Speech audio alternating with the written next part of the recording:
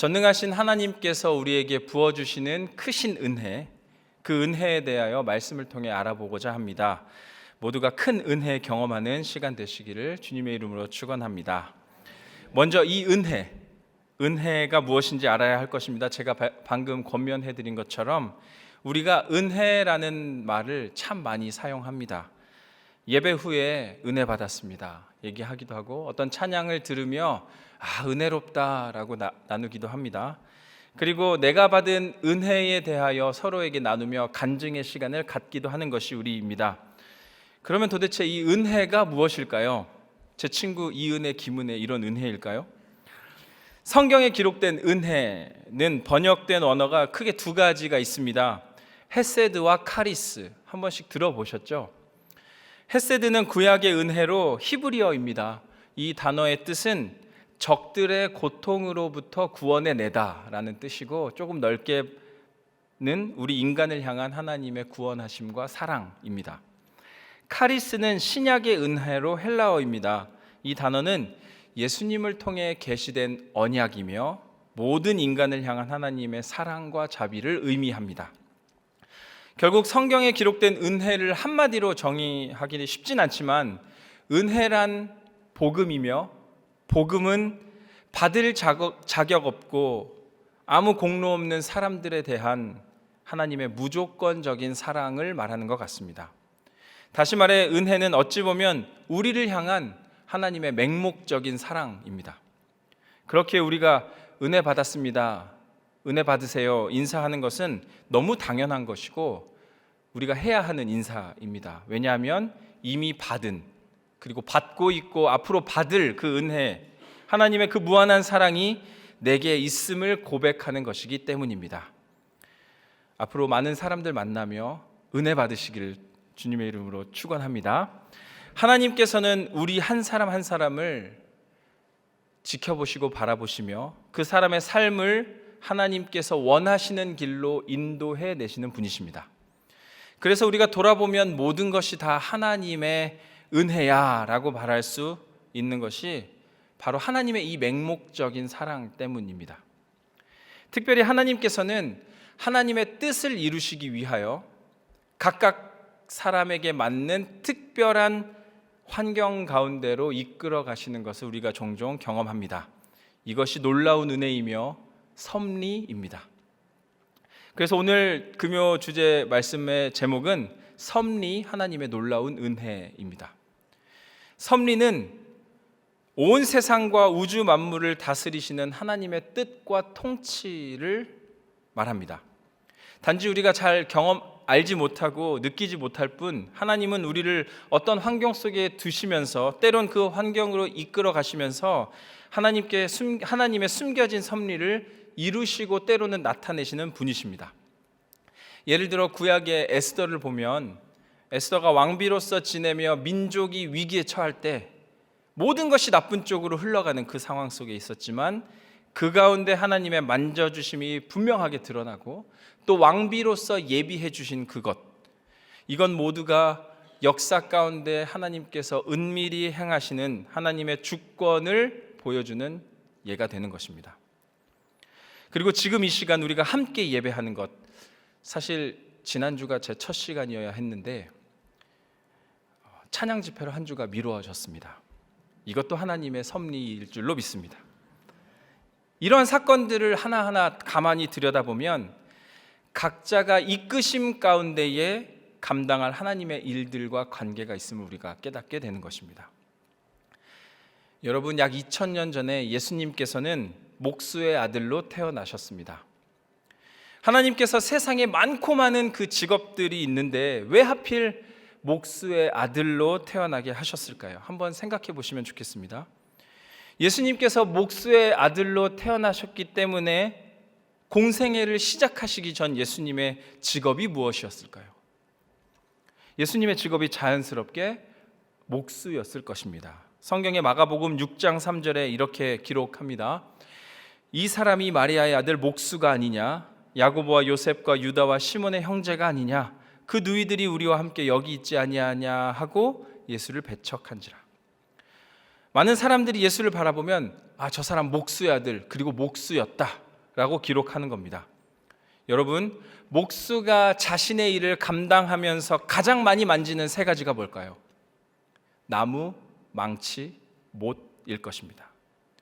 예수님께서도 자연스럽게 공생애를 시작하기 앞서 이 세 가지, 나무, 망치, 못을 가까이 하고 만지며 살아오셨을 것입니다. 벌써 눈치채신 분들도 계신 것처럼 이 세 가지, 나무, 망치, 못은 십자가와 관계가 있습니다. 아마 예수님께서는 공생애 이전의 삶에서부터 이 나무와 망치와 못을 바라보며 자신이 하나님의 뜻대로 가야 할 그 길 계속해서 기도하며 준비하셨을 것입니다. 이것이 하나님의 이끄심이고 섭리입니다. 자, 그럼 오늘 우리가 읽은 본문 출애굽기의 주인공 모세를 보면 이 모세의 삶 가운데 하나님의 그 이끄심, 하나님의 놀라운 섭리, 그 큰 은혜를 발견할 수 있습니다. 모세의 120년 인생을 크게 세 번으로 나눠볼 수 있는데, 처음 40년은 바로의 궁전에서, 다음 40년은 미디아 광야에서, 그리고 마지막 40년은 이스라엘의 지도자로서 살아가게 됩니다. 그런데 놀라운 것은 첫 두 번의 40년, 그러니 총 80년의 삶은 마지막 40년 하나님의 부르심에 순종하기 위한, 하나님의 일을 위한 하나님의 이끄심의 시간이었습니다. 이러한 준비하심, 이끄심, 그 섭리 가운데 모세를 특별한 환경에 부르시고 두시며 하나님께서 큰 은혜를 부어주셨습니다. 오늘 우리가 모세의 삶을 통하여 하나님의 놀라운 은혜, 그 섭리를 알아가시기를 주님의 이름으로 축원합니다. 첫 번째, 모세의 첫 40년의 인생을 통해 하나님께서는 그를 준비된 상황으로 인도하신 은혜를 보여주셨습니다. 하나님께서 어떤가 상황과 환경 가운데 모세를 계속해서 이끌어 가셨습니다. 우리 먼저 한 가지 스스로에게 질문해 봅시다. 왜 모세가 바로의 궁전에서 살게 되었을까요? 오늘 우리가 읽은 본문 말씀처럼 마치 우연과 같은 일 때문에 바로의 궁에 살게 되었습니다. 하지만 이것이 모두 하나님의 예비하신 은혜, 그 섭리입니다. 제가 첫 번째로 꼽는 바로의 궁에서 살면서 모세가 애굽의 왕자로 자라난 그 이유는 모세가 성장하면서 왕궁에서 배울 수 있는 모든 지혜와 지식들을 배울 수 있었음에 있습니다. 그래서 애굽 언어에 능통했을 것이고 애굽의 모든 학문들을 배웠을 겁니다. 그래서 그가 기본 지식과 견문이 넓어지게 된 겁니다. 그런데 성경을 계속해서 묵상하다 보면 이것보다 더 중요한 하나님의 놀라운 섭리가 있었습니다. 우리가 사실 출애굽기를 읽으며 이상하다고 생각해야 합니다. 고대 근동의 애굽, 그 당시 이집트는 세계 최강 국가였습니다. 그런 상황 속에서 단지 이집트의 빌부터 살던, 심지어 노예처럼 살아가던 히브리 민족의 한 사람, 더 나아가 히브리 민족의 지도자로 하기에도 아주 애매한 위치의 한 젊은이가,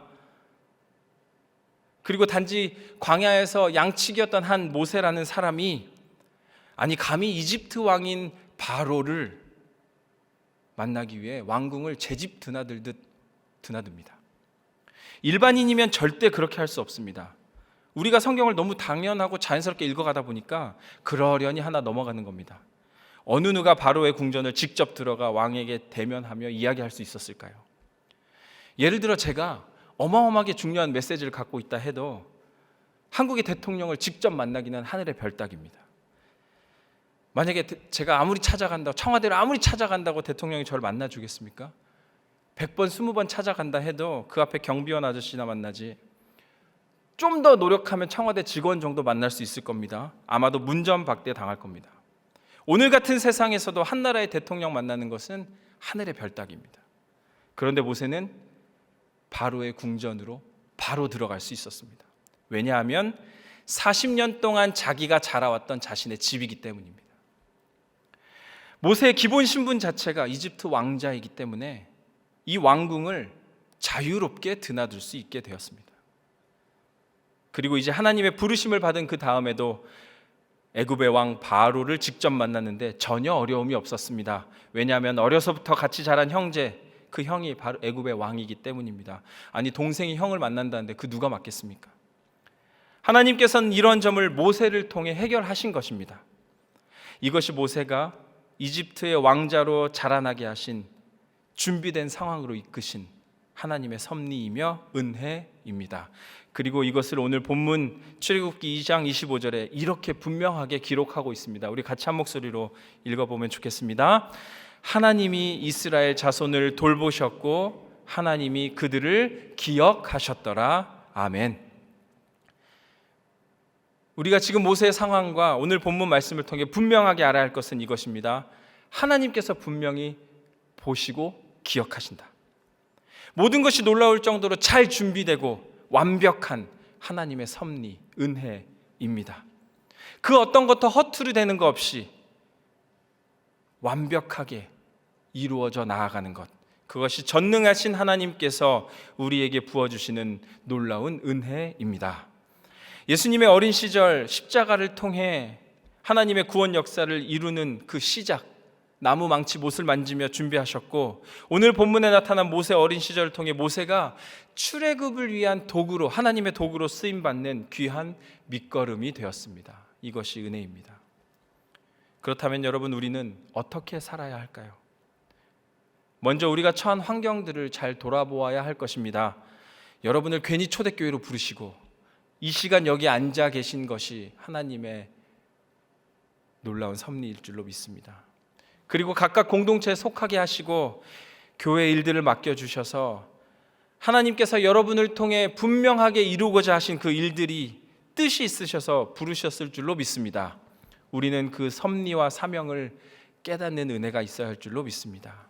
물론 개인마다 지금 내 환경이 어렵고 힘들어 만족하지 못할 수도 있고, 때로는 너무 즐거워서 행복할 수도 있습니다. 하지만 그 가운데 우리를 향하신 하나님의 그 놀라운 섭리를 기대하며 그 뜻을 구하는 것, 그리하여 그 은혜를 경험하는 삶, 더 나아가 하나님께서 모세를 이끌어 하나님의 도구로 사용하신 것처럼 저와 여러분을 이 시간 이 세대를 위한 도구로 사용하시는 그 사명 깨달아 하나님의 이끄심에 순종하는 믿음의 삶이 되기를 주님의 이름으로 축원합니다. 아멘. 두 번째로 모세의 그 다음 40년을 통해 모세를 연단하신 하나님의 은혜를 발견할 수 있습니다. 이제 왕궁에서 잘 자라난 모세가 이제 40세쯤 되었을 때, 대략 청년의 때에 자신의 정체성이 히브리인임을 다시 한번 깨닫게 됩니다. 제가 오늘 본문을 12절까지 잡은 이유가 여기 있습니다. 원통하게 당하는 자기 민족의 히브리인을 도와주려고 오지랖 넓게 나섰습니다. 그래서 히브리인을 박해하는 애굽 사람을 쳐서 죽이게 되었습니다. 그리고 아마도 다른 많은 히브리 민족들이 한 히브리 사람을 도운 자기 모세 자신을 바라보며 역시 이집트의 왕자가 우리를 위해 힘써 주었다, 우리의 민족의 지도자가 될 것이다 라고 인정해 줄 것으로 기대했을 것입니다. 왜냐하면 기본적으로 이집트 왕자인데다가 자기가 누릴 수 있는 그 모든 것을 내려놓고 히브리 민족에게 나아왔기 때문입니다. 자신의 자격과 권리를 버렸습니다. 히브리인과 함께 있고 싶어 했습니다. 사실 사회적으로 세상적으로 보면 대단한 결단이고 훌륭한 모습입니다. 자기 민족을 위해 희생도 마다하지 않는 멋진 사람, 영웅입니다. 그래서 후대에도 이 내용을 기록합니다. 사도행전 7장 23절부터 25절 제가 읽어드리겠습니다. 나이가 40이 되매 그 형제 이스라엘 자손을 돌볼 생각이 나더니 한 사람이 원통한 일 당함을 보고 보호하여 압제받는 자를 위하여 원수를 갚아 애굽 사람을 쳐 죽이니라. 그는 그의 형제들이 하나님께서 자기의 손을 통하여 구원해 주시는 것을 깨달으리라고 생각하였으나 그들이 깨닫지 못하였더라. 사도행전에 기록된 대로 모세의 생각과 히브리 민족의 반응이 너무나 달랐습니다. 모세의 착각이었습니다. 오히려 이 사건 이후로 모세는 미디안 광야로 도망치듯 쫓겨나게 됩니다. 한번 생각해 보시면 모세 입장에서는 너무나 억울하고 답답하고 화도 날 수 있는 상황입니다. 아니, 내가 왕자였는데 그 편안한 궁전을 포기하고 자신의 민족을 도왔는데 이제 쫓겨나 광야에서의 생활을 해야 한다니 너무나 답답했을 것입니다. 그리고 지금껏 편안하게 살아왔던 그 사람이 한순간에 최악의 어려운 상황으로 몰린 그 상황, 극과 극의 상황, 모세에게는 청천벽력과도 같은 상황이었을 것입니다. 그러나 이것마저도 하나님의 섭리였습니다. 하나님께서는 모세의 그 자존심, 왕자로서의 그 권위를 40년간 연단시키신 것입니다. 광야로 이끄시고 광야에서의 삶을 통하여 하나님의 은혜를 바라보게 하신 것입니다. 지금 쫓겨나듯 광야로 몰린 이 모세는 한 치 앞도 어떻게 살아가야 할지 모르는 상황에 처해 있습니다. 하지만 앞으로 모세가 이제 뚫고 헤쳐나가야 하는 그 상황, 이제 이스라엘 백성의 지도자로서 또 살아가야 할 앞으로의 넥스트 40년 이스라엘 백성을 이끌어 가야 하는 그 상황을 하나님께서는 준비하시는 것입니다. 그렇기 때문에 하나님께서는 미리 모세로 하여금 광야로 보내셔서 40년 동안 연단하며 훈련케 하신 것입니다. 그래서 후에 광야에서의 그 40년 동안의 노하우가 축적된 모세를 통하여 모든 이스라엘 백성들이 믿고 따를 수 있는 지도자로 거듭나게 되었습니다. 여러분이 이제 여행을 가려고 비행기를 탔습니다. 비행기가 출발하기 전에 기장이 안내 방송을 합니다. 제가 이제 한번 흉내를 내보겠습니다. Ladies and gentlemen, welcome aboard. This is Captain speaking. 이렇게 얘기하면서 이제 기장이 이렇게 얘기합니다. 여러분 감사합니다. 제가 오늘 첫 비행입니다. 저와 함께 해주셔서 감사합니다. 이것이 좋겠습니까? 아니면 여러분 제가 제 인생의 20년을 기장으로서 일해왔고 오늘 그 20주년의 특별한 비행입니다 라고 말하는 게 믿음직스럽겠습니까? 마찬가지입니다. 지금 당장 모세가 앞으로 일어날 일들에 대하여 어떻게 해야 될지 알지 못하지만 이제 40년간 광야 생활을 통하여 자신이 경험했던 그 수많은 경험들, 사실 자신에게 고난이고 어렵고 힘든 그 고통의 시간이었지만 그 시간이 쌓여 후에 이스라엘 백성을 이끌 때 엄청난 리더십으로 나타나게 되는 것입니다.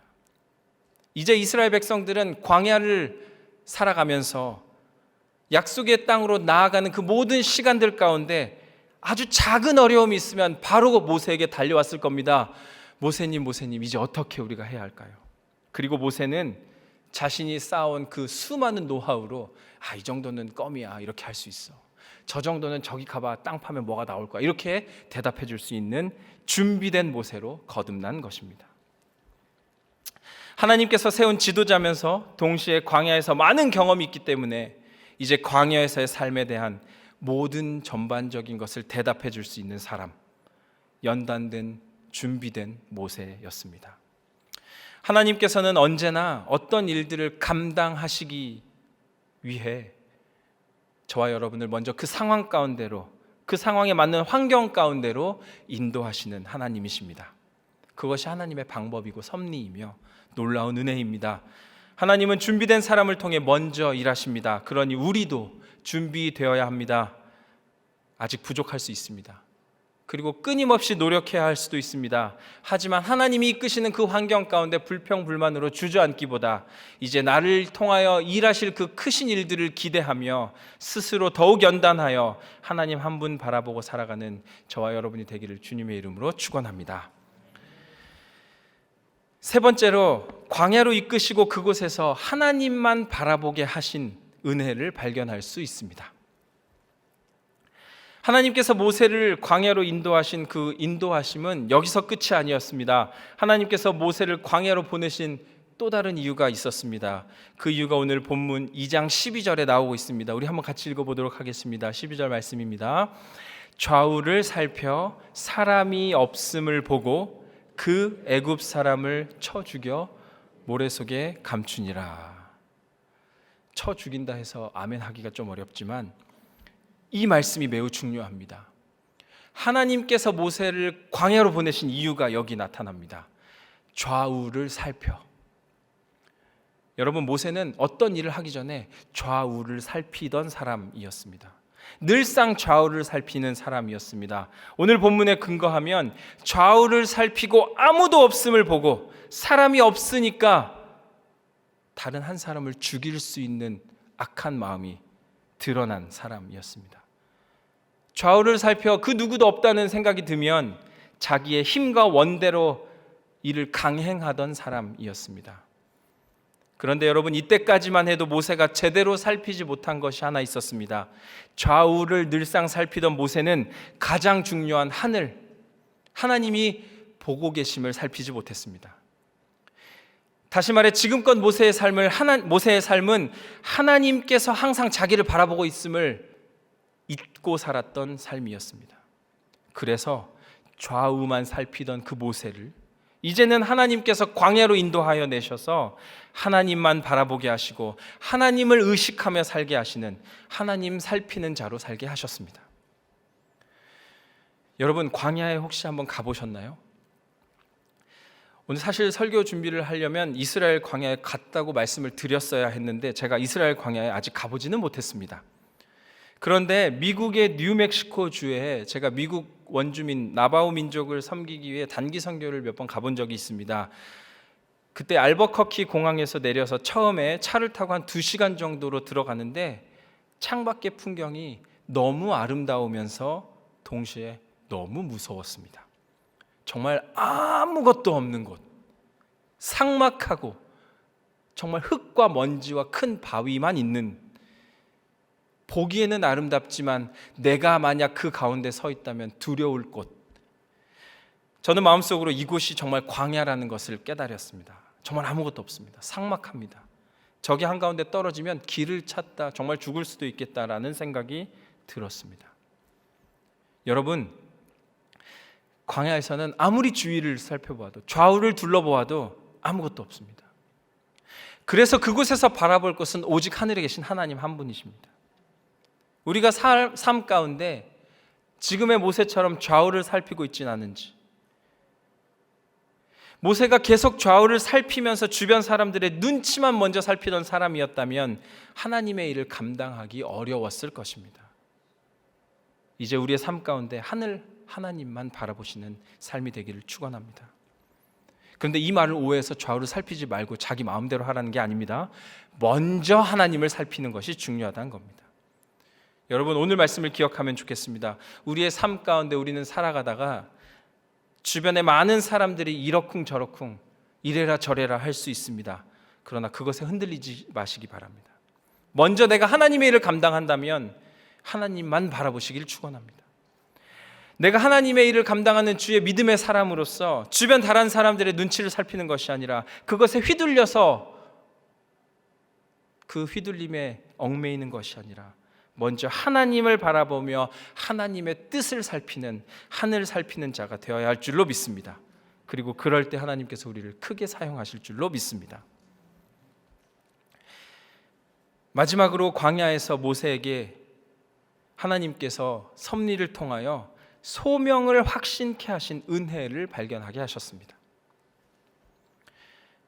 지금껏 훈련받고 있는 모세에게 지도자로서 부족한 것이 또 하나 있었습니다. 그게 무엇이었을까요? 오늘 본문은 아니지만 출애굽기 2장 14절을 제가 읽어드리겠습니다. 그가 이르되 누가 너를 우리를 다스리는 자와 재판관으로 삼았느냐? 내가 애굽 사람을 죽인 것처럼 나도 죽이려느냐? 모세가 두려워하여 이르되 일이 탈로 났도다. 이제 모세가 애굽 히브리 민족을 만나러 갔습니다. 그때 히브리 민족들이 다시 묻는 겁니다. 도대체 너 누군데? 네가 뭔데 지금 우리 일에 참견해? 너도 날 죽일 거야? 그러자 모세가 어떻게 했다고요?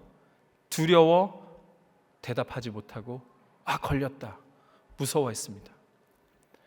하나님께서 나를 보내주셨다라는 말을 선뜻 하지 못하던 사람이었습니다. 모세는 그 사람들의 질문에 덜컥 겁부터냈던 사람이었습니다. 내가 무슨 자격으로, 누가 나를 세워주었기에 내가 이렇게 할 수 있었는가? 확신이 없던 불확실한 사람이었습니다. 여러분, 우리도 마찬가지입니다. 우리가 하나님의 일을 하면서 내 마음속에 있는 불안한 마음, 흔들리는 마음이 있을 때 하나님의 일을 끝까지 감당하기 어렵습니다. 하나님의 부르심에 온전하게 대답하며 나아갈 수 없습니다. 이것을 생각하면 하나님께서 왜 모세를 광야로 보내셨을지 그 답을 찾을 수 있습니다. 하나님께서 광야에서 모세를 만나주시고 그 소명을 확실케 하기 위해 분명한 소명을 심어주시기 위해서였습니다. 그 마음에 확신을 주시기 위해. 여러분, 하나님의 일을 감당하기 위해서는 먼저 하나님을 만나고 하나님의 음성을 들어 내 마음에 그 음성에 확신이 있어야 할 줄로 믿습니다. 이제 모세도 40년의 광야 생활 마치고 다시 이제 이스라엘 백성으로 나아갈 때 이렇게 자신 있게 대답합니다. 하나님께서 나를 보내셨다. 하나님이 나로 이 일을 하게 하셨다. 누가 너로 그 일을 하겠느냐? 하나님이 하게 하셨다. 여러분, 주의 일을 감당하며 누군가 여러분을 조롱하듯 물을 수 있습니다. 도대체 누가 시킨 건데? 그렇게 하면 뭐가 좋은데? 그럴 때에 담대하게 이렇게 고백하시길 바랍니다. 하나님께서 나를 보내셨어. 이런 대답을 할 수 있는 우리가 되기를 주님의 이름으로 축원합니다. 말씀을 맺겠습니다. 여러분, 우리의 삶의 모든 순간들은 크고 작음에 관계없이 하나님의 은혜입니다. 아무 자격 없고 아무 조건이 안 되고 내가 할 수 있는 것 하나 없는 부족한 나를 그저 사랑하셔서, 맹목적으로 사랑하셔서 하나님께서 부어주시는 그 은혜, 이것이 하나님의 마음입니다. 지금 여러분이 처한 상황과 환경 다소 만족스럽지 못하고 불편할 수 있습니다. 어려운 상황일 수 있습니다. 하지만 인정하기 싫을 수 있지만 그 모든 것이 하나님의 부르심이고 섭리일 수 있습니다. 여러분의 작은 행동과 큰 결정 하나하나까지, 심지어 지금 이 시간 여러분이 이 자리에 앉아 하나님의 말씀을 경청하는 것까지도 하나님께서는 이곳으로 인도하셔서 여러분을 태초부터 택하여 주셨습니다. 우리를 준비된 상황으로 이끄시고 연단시키시며 하나님만 바라보게 하시고 확실한 소명을 주시는 것, 이것이 오늘 우리를 여기까지 인도하신 전능하신 하나님께서 부어주신 섭리이고 큰 은혜입니다. 이제 감사함으로 그 부어주신 은혜를 누리며 살아가기를 주님의 이름으로 축원합니다. 어떠한 자리든 환경이든 하나님이 함께 하심을 믿고 담대히 행하시길 바랍니다. 어떠한 상황에도 좌우를 살피는 것이 아니라 그 먼저 하나님을 살피고 행동하시길 바랍니다. 그리고 그럴 때에 하나님께서 기뻐하시고 우리를 귀하게 사용하실 줄로 믿습니다. 저와 여러분이 전능하신 하나님께서 부어주시는 그 은혜를 받아 은혜 충만한 삶을 살아가시기를 주님의 이름으로 간절히 축원합니다. 아멘.